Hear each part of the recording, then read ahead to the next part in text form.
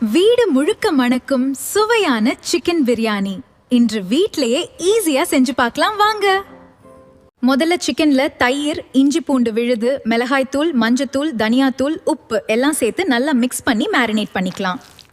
பாஸ்மதி ரைஸை 2-3 தடவை நன்றாக கழுவி சுத்தமான தண்ணி ஊற்றி 1/2 மணி நேரம் ஊற வைக்கலாம். இப்படி செய்தா ரைஸ் நீளமாவும் ஃப்ளஃபியாவும் வெந்து பிரியாணி ரொம்ப அழகா வரும்.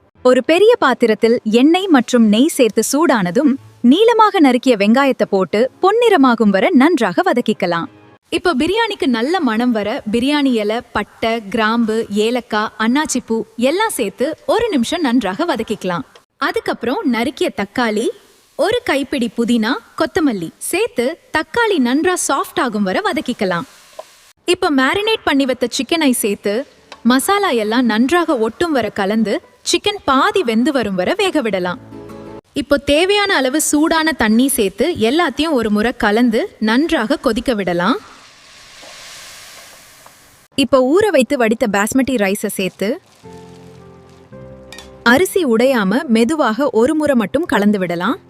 இப்ப பாத்திரத்தை மூடி லோ ஃப்ளேம்ல வைத்து டம்ல 10 முதல் 15 நிமிடம் நன்றாக வேக விட. மூடிய திறந்து மெதுவாக கிளறி பார்த்தால் நீளமான அரிசியுடன் மணக்கும் சுவையான சிக்கன் பிரியாணி ரெடி. இந்த மணக்கும் சுவையான சிக்கன் பிரியாணி ரெசிபி உங்களுக்கு பிடிச்சிருந்தா லைக் பண்ணி உங்கள் கருத்தை காமெண்ட்ல சொல்லுங்க. இன்னும் நிறைய ஈஸி ரெசிபிஸ் மற்றும் மினி விளாக்ஸ் உங்களோட ஷேர் பண்ண போறேன்.